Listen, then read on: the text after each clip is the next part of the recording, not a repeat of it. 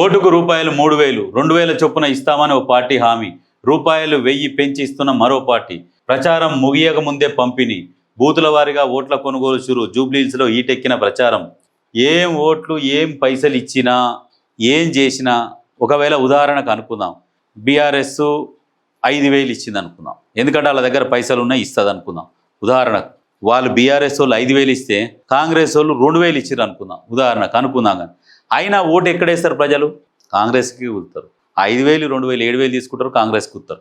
ఎందుకంటే బీఆర్ఎస్ను చూస్తే దానికి ఓటే బుద్ధి అవుతుందట జనాలు. నేను పబ్లిక్లోకి పోయి ఒక 100 మందిని అడిగితే సైలెంట్గా కూర్చొని 70 మంది అమ్మ వాడు మళ్ళీ కనపడొద్దు నాయన మీ దండం పెడతాం కనపడొద్దు. కొంతమంది ఏమన్నారంటే 30 మంది ఓన్లీ కేసీఆర్ కేసీఆర్ కేసీఆర్ అంటూ. అక్కడ కేసీఆర్ నిలబడలే కదరా నాయన, రాష్ట్రం ఉందంటే అది కూడా కరెక్టే. కానీ ఈసారి అయితే నవీన్ యాదవ్కి అయితే ఎత్తాము, కేసీఆర్ అయితే నిలబడలేదు కదా, కేసీఆర్ అయితే రాడు కదా, మరి ఆయన కేసీఆర్ ఉపయోగం అని అందులో కొంతమంది ఆలోచన చేస్తున్నారు. లాస్ట్కి ఏంటంటే నువ్వు ఎన్ని పైసలు వంచినా, ఆ కాళేశ్వరం పైసలు మొత్తం ఖర్చు పెట్టినా అది కూడా తెలుసు, కేటీఆర్కి తెలుసు, అందరికీ తెలుసు. ఏంది ఫైనల్గా గెలవము అనేది అర్థమైపోయి నోటికొచ్చినట్టు మాట్లాడుతున్నాడు. లేనిపోని ఛాలెంజ్ను లైవ్ డిటెక్టర్ టెస్ట్కి వస్తావా అంటాడు. అయ్యాల 4 గంటలు 6 గంటలు ఆడ కూర్చురు. ఎవరు? కొండా విశ్వేశ్వరరెడ్డి, రేవంత్ రెడ్డి, అమరవీరుల స్తూపం కాడ కూర్చురు. రా డ్రగ్స్ ఛాలెంజ్ విసిరినాం కదా, రా ఏడొచ్చి నిలబడ్డాం, రమ్మంటే రాలే, పారిపోయింది దొంగ.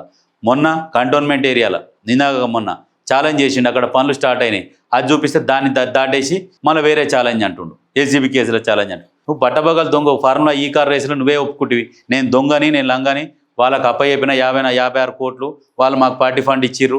మరి ఇవన్నీ బయటనే ఉన్నాయి. దాన్ని ఎవరు చేయాలి? కేంద్రం చేయాలి. కేంద్రం అది తీసుకొని వాళ్ళని అరెస్ట్ చేయాలి. కేంద్రం కాపాడుతున్నది అక్కడ, అది క్లియర్గా అర్థమైపోతూనే ఉంది. ఓటుకు 3,000 లేదు, ఏమి లేదు, ఇవన్నీ ఒక అపోహలు. సరే ఒకవేళ ఇచ్చినా అనుకున్నా కానీ ఏం చేసినా ఖచ్చితంగా అంతే. కారు దాంట్లో దొక్కిస్తారు, హైడ్రాలిక్ జాక్ కింద ఇట్లా ఒత్తిస్తారు చూడు, ఏది మన గానుగా నూనెలు గాంక దేంట్లో వేసి ఒత్తితే నూనె వెళ్తారు చూడు, కారుని అట్లా వేసి ఒత్తుతారు. ఎవరు? జూబ్లీహిల్స్ ప్రజలు. చూడండి, ఆలోచన చేయండి, అయిపోతుంది.